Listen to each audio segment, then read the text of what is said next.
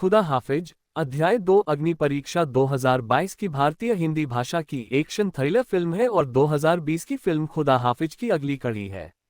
यह फिल्म फारूक कबीर द्वारा लिखित और निर्देशित है और पैनोरमा स्टूडियो के बैनर तले कुमार मंगत पाठक, अभिषेक पाठक, स्नेहा बिमल पारेख और राम मीरचंदानी द्वारा निर्मित है।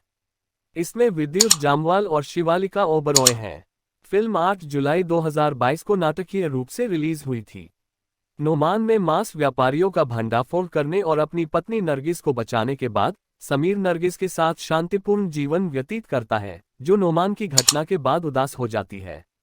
एक साल बाद समीर का सबसे अच्छा दोस्त दीपक उसे बताता है कि उसने अपने भाई की बेटी नंदिनी को गोद लेने के केंद्र में भेजने का फैसला किया है, क्योंकि उसके भाई और भाभी की एक दुर्घटना में मृत्यु हो गई है और वह अपने काम के कारण उसकी देखभाल नहीं कर सकता है। लेकिन समीर और नरगिस इसका विरोध करते हैं और एक सुखी जीवन की शुरुआत करते हुए नंदिनी को अपनी बेटी के रूप में अपनाते हैं। हालांकि उनकी खुशी अल्पकालिक होती है जब नंदिनी की स्कूल की दोस्त सीमा को उसके सहपाठी बशेश्वर बच्चू ठाकुर द्वारा उसके प्यार को स्वीकार करने के लिए मजबूर किया जाता है, लेकिन सीमा उसे अस्वीकार कर देती है। क्रोधित होकर उसने नंदिनी, जिसने उसे बचाने की कोशिश की, के साथ सीमा का अपहरण कर लिया।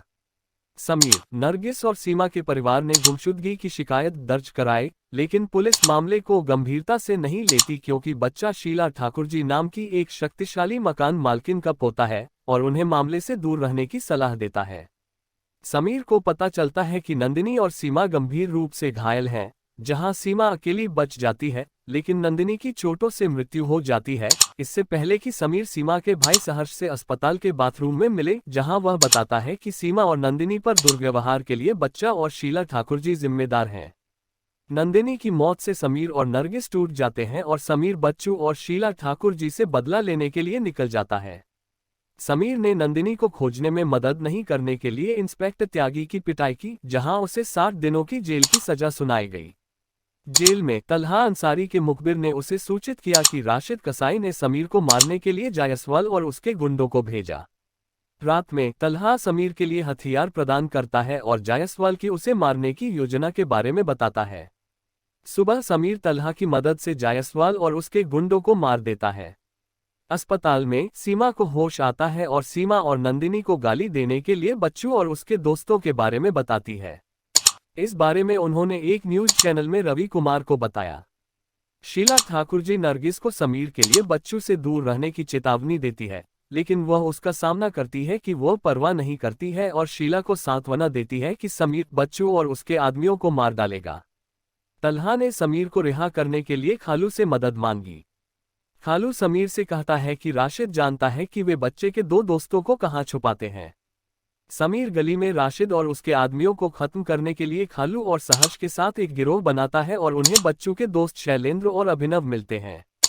दुर्व्यवहार के बारे में जानने के बाद समीर अभिनव को मार देता है और उसे एक पेड़ पर लटका देता है, जहां शैलेंद्र बच्चे के खिलाफ गवाही देने के लिए गवाह बन जाता है और शीला ठाकुर जी और शार्दुल ने खुद को मजिस्ट्रेट के सामने आत्मसमर्पण कर दिया। समीर ने खालू और एसएसपी अविनाश ठाकुर की मदद से बच्चे के ठिकाने का पता लगाया कि बच्चा अपने भगोड़े पिता कमलेश ठाकुर के साथ मिस्र में छिपा है। समीर और सहर्ष मिस्र जाते हैं और एक स्थानीय बाजार में हथियारों के डीलर हसनैन की मदद से कमलेश और बच्चू के ठिकाने का पता लगाते हैं। वे कमलेश के गुर्गों को खत्म करते हैं और पिरामिड के एक रेगिस्तानी रास्ते में उनका पीछा करते हैं, जो कार का पीछा करता है। बच्चू की कार दुर्घटनाग्रस्त होने के बाद समीर उसे बेरहमी से मारता है और सहर्ष कमलेश ठाकुर को मारता है। शीला ठाकुर जी बच्चू की मौत का शोक मनाती है, लेकिन वह अपनी ही मालकिन के हाथों मार दी जाती है। समीर खुद को अपने घर में पाता है और नरगिस के गर्भवती होने का पता चलता है। समीर को बहुत आश्चर्य होता है। समीर जहां नेता बनता है वहां घर के बाहर से हर कोई उसकी तारीफ करता है। तभी वह नंदिनी को भीड़ में देखता है और वे दोनों एक दूसरे पर हाथ हिलाते हैं। फिल्म समीर के साथ भीड़ को लहराते हुए समाप्त होती है।